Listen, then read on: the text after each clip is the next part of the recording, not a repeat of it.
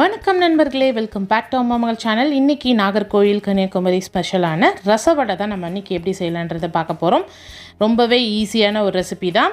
இப்போ ஃபஸ்ட்டு வந்துட்டு நம்ம என்ன பண்ண போகிறோம்னா வடை ப்ரிப்பேர் பண்ணுவோம். அதுக்கப்புறமா நம்ம ரசம் ப்ரிப்பேர் பண்ணலாம். இந்த வடைக்கு வந்துட்டு ரொம்ப ஸ்பெஷலாக வந்து சில இன்க்ரீடியன்ஸ்லாம் வந்து நம்ம ஆட் பண்ணுவோம். ஸோ அது என்னன்றதை நம்ம ஒன்று ஒன்றா பார்க்கலாம்.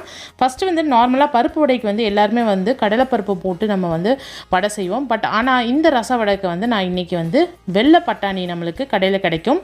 அந்த வெள்ளை பட்டாணியை நம்ம வந்து ஒரு 8 மணி நேரம் வந்து நைட்டே ஊற வச்சு அதை வந்து தண்ணியெல்லாம் ட்ரெயின் பண்ணி இப்போ மிக்ஸி ஜாரில் போட்டு நான் அரைக்க போகிறேன்.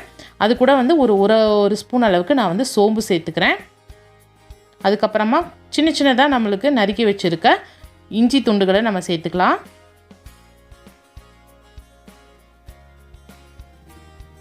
அதுக்கப்புறமா இதுக்கு தேவையான அளவு நம்ம உப்பு சேர்த்துக்கலாம். நான் இன்றைக்கி கல் உப்பு தான் யூஸ் பண்ணுறேன். முடிஞ்ச அளவுக்கு நம்மளுக்கு சமையலில் வந்து கல் உப்பே சேர்த்து நீங்கள் சமைக்கலாம். கொஞ்சம் காரத்துக்கு வந்து நான் இன்றைக்கி பச்சை மிளகா சேர்க்க போகிறேன். நான் காஞ்ச மிளகா சேர்க்காமல் பச்சை மிளகா சேர்த்து நான் இதை வந்து வடையை நான் செய்ய போகிறேன். ஸோ தண்ணி ஊற்றாமல் நல்லா குறைன்னு நம்ம அரைச்சி வச்சுக்கலாம். பாருங்கள், தண்ணி விடாமல் நல்லா அந்த மாதிரி கெட்டியாக நம்ம அரைச்சி வச்சுக்கலாம். நீங்கள் தண்ணி ஊற்றுனீங்கன்னா வடை சுடுறப்போ வந்து அந்த தண்ணி இருக்கிறனால வந்து நிறைய எண்ணெய் வந்து உரியறதுக்கு வாய்ப்புகள் இருக்குது. அதனால் வந்து முடிஞ்ச அளவுக்கு தண்ணி இல்லாமல் நீங்கள் வந்து அரைச்சி வச்சுக்கோங்க. இப்போ இது கூட வந்து ஒரு 4 டேபிள் ஸ்பூன் அளவுக்கு நான் சின்ன வெங்காயத்தை பொடியாக நறுக்கி வச்சுருக்கேன். அதையும் நான் சேர்த்துக்கிறேன். கொஞ்சமாக வந்து பச்சை மிளகா, நம்ம ஏற்கனவே நம்ம வந்து ஒரு பச்சை மிளகா சேர்த்துருக்கோம். கடலைப்பருப்பில் செய்கிற வடையை விட இந்த பட்டாணியில் செய்கிற வடை வந்து ரொம்பவே கிறிஸ்பியாக இருக்கும். இப்போ இதுக்குடைய வாசனத்துக்காக வந்து நான் என்ன பண்ண போகிறேன்னா கொஞ்சமாக வந்து புதினா தலையை நான் சேர்த்துக்கிறேன். இது நல்ல வாசமாக இருக்கும், அதே டைமில் நல்லா டேஸ்டியாகவும் இருக்கும். இதை நீங்கள் ட்ரை பண்ணி பாருங்கள். அதுக்கப்புறமா பொடியாக நறுக்கி வச்ச கருவேப்பிலை, கொஞ்சமாக கொத்தமல்லி, இது எல்லாத்தையும் சேர்த்து நல்லா வந்து மிக்ஸ் பண்ணி விட்டுருங்க. நம்ம ஏற்கனவே உப்பு சேர்த்தாச்சு, ஸோ அதுக்கப்புறம் சேர்க்க தேவையில்லை. இப்போ பச்சை மிளகாவுக்கு பதிலாக நீங்கள் வந்து காஞ்ச மிளகாவும் சேர்த்துக்கலாம். பட் ஆனால் அந்த பச்சை மிளகா சேர்த்து அரைக்கிறதுனால நல்ல ஒரு ஃப்ளேவர் கிடைக்கும் நம்மளுக்கு. ஸோ இப்போ அந்த வடையை வந்து நம்ம உங்களுக்கு எந்த மாதிரி சைஸ் வேணுமோ அந்த அளவுக்கு நீங்கள் வந்து சின்னதாக நீங்கள் வந்து கையில் தட்டி இந்த மாதிரி நீங்கள் தட்டி வடையை போட்டு பொரித்து எடுத்துக்கலாம். எண்ணெய் சூடாயிடுச்சு. இப்போ அதை ஒன்று ஒன்றா போட்டுடலாம். நல்லா ப்ரௌன் கலரில் வர வரைக்கும் நம்ம வந்து வெயிட் பண்ணுவோம். எப்போதுமே எந்த ஒரு ரெசிபி செய்கிறப்பையும் வந்து எண்ணெயில் நீங்கள் வந்து பொரித்து உடனே போடுறீங்கன்னா அது உடனே வந்து திருப்பக்கூடாது. கரண்டியை போட்டு ஒரு 2 நிமிஷம் அளவுக்கு விட்டுருங்க. அதுக்கப்புறமா வந்து நீங்கள் திருப்பி போடுங்க. இது வந்துட்டு உடையாமல் இருக்கும். ஸோ இந்த எண்ணெயில் வந்து நல்லா பொரிச்சு எடுத்துடலாம் வடையை. இந்த ரெசிபி பார்த்திங்கன்னா வந்துட்டு மோஸ்ட்லி வந்து அந்த டீ கடையிலலாம் வந்து நம்மளுக்கு கன்னியாகுமரி நாகர்கோவில்லாம் போனோம்னா கண்டிப்பாக கிடைக்கும். ஸோ ஏன் நம்ம வீட்டிலே ட்ரை பண்ணக்கூடாது அப்படின்னு சொல்லிட்டு இந்த ரச வடையை ட்ரை பண்ணோம். ஸோ நம்ம வந்து சாம்பார் வடையெல்லாம் நம்ம கேள்விப்பட்டிருக்கோம். அந்த ரச வடை வந்து ரொம்பவே டிஃப்ரெண்ட்டாக இருக்கும். நம்ம வீட்டிலே சிம்பிளாக வந்து பண்ணலாம்.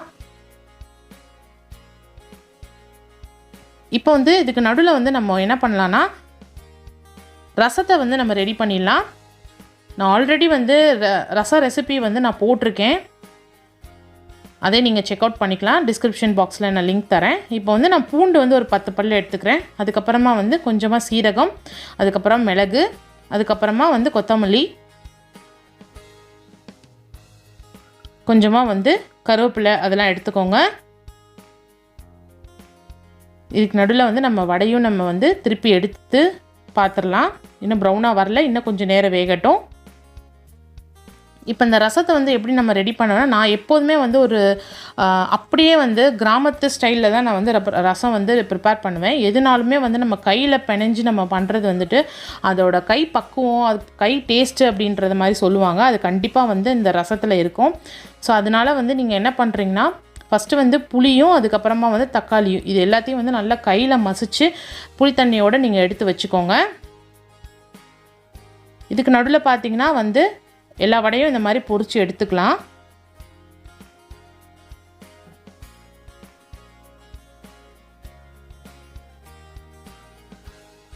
நான் வைக்கிற ரசம் பார்த்தீங்கன்னா வந்து ரொம்பவே நல்லா ஸ்மெல் வந்து சூப்பராக இருக்கும். அதே டைமில் நல்லா டேஸ்ட்டாகவும் இருக்கும்.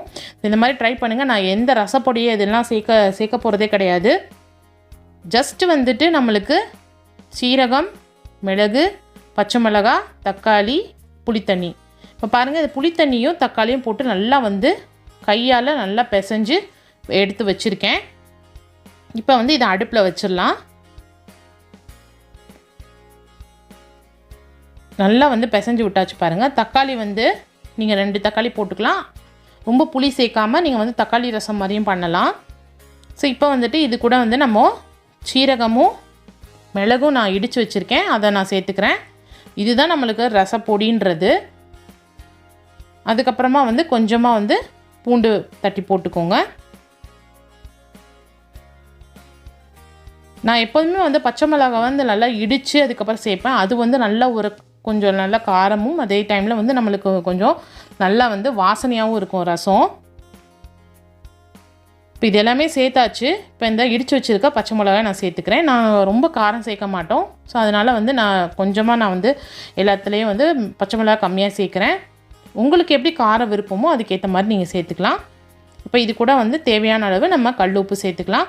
இதே சேர்த்துட்டு கொஞ்சம் நல்லா வந்து நுரைச்சி வரணும். அது வரைக்கும் நம்ம வெயிட் பண்ணலாம். இப்போ பாருங்கள், இது நல்லா நுரைச்சி வந்துருச்சு. இது கூடயே நான் வந்துட்டு கொஞ்சம் கருவேப்பிலையும் கொத்தமல்லியும் சேர்த்துக்கிறேன்.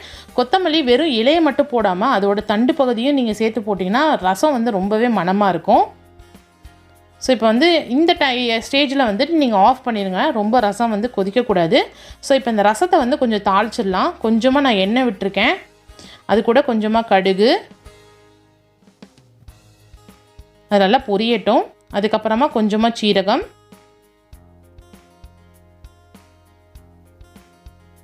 நம்ம ஏற்கனவே வந்து கருவேப்பிலை அதெல்லாம் போட்டிருக்கோம். பட் இருந்தாலும் இதில் தாளிக்கிறப்ப நம்ம கருவேப்பிலை கொத்தமல்லி போட்டோன்னா இன்னும் நல்லா வாசனையாக இருக்கும்.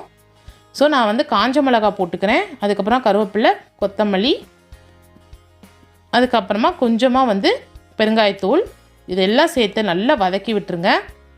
வதக்கிறப்போ நல்ல ஒரு மணம் வரும். ரொம்ப வந்து வதக்கணும்னு இல்லை, கொஞ்சம் நேரம் அப்படியே வதக்கி விட்டுட்டு அது அப்படியே வந்து ரசத்தில் தாளித்து கொட்டிடுங்க.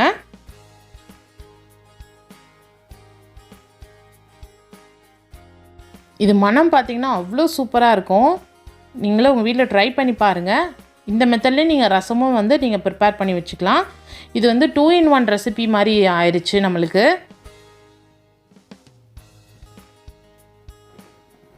ஸோ இப்போ சூப்பராக வந்து ரசம் வந்து ரெடி ஆகிடுச்சு. நம்மளுக்கு வடையும் ரெடி ஆகிடுச்சு.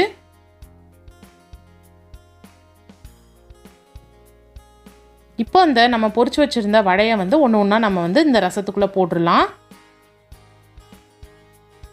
நான் வந்து ஆளுக்கு 2 வடை வர மாதிரி நான் வந்து இப்போது ரசத்துக்குள்ளே நான் ஆட் பண்ணிக்கிறேன். சில பேர்த்துக்கு வந்து அது அப்படியே கிறிஸ்பியாக இருக்கணும்னு எக்ஸ்பெக்ட் பண்ணுவாங்க. அப்படி இருந்ததுன்னா நீங்கள் உடனே நீங்கள் வந்து சர்வ் பண்ணி சாப்பிட்டுக்கலாம். அப்படி இல்லை ஊற வச்சு தான் சாப்பிடணும் அப்படின்னா நீங்கள் வந்து ஒரு 10லேருந்து 15 நிமிஷம் வரைக்கும் இந்த ரசத்தில் நல்லா ஊற விட்டுருங்க. அந்த வடை வந்து அப்படியே நல்லா அப்சர்வ் ஆகி நல்லா சாஃப்டாக நம்மளுக்கு இருக்கும். சுட சுட நம்ம சாதத்தோட இந்த ரசவடையை வச்சு நம்ம சாப்பிட்டோம்னா அவ்வளோ டேஸ்டியாக இருக்கும். நீங்களும் உங்கள் வீட்டில் ட்ரை பண்ணி பாருங்கள். ரொம்பவே ஈஸியான ஒரு ரெசிபி தான். ட்ரை பண்ணி பார்த்துட்டு எப்படி இருக்குன்றத ஃபீட்பேக்கை கமெண்ட் பாக்ஸில் சொல்லுங்கள். இந்த வீடியோ பிடிச்சிருக்குன்னு நினைக்கிறேன். பிடிச்சிருந்துச்சுன்னா கண்டிப்பாக லைக் பண்ணுங்கள், ஷேர் பண்ணுங்கள், கமெண்ட் பண்ணுங்கள். மறக்காமல் சப்ஸ்கிரைப் பட்டனையும் ப்ரெஸ் பண்ணிடுங்க. பக்கத்தில் இருக்க பெல்லையும் ப்ரெஸ் பண்ணிடுங்க. Thank you so much.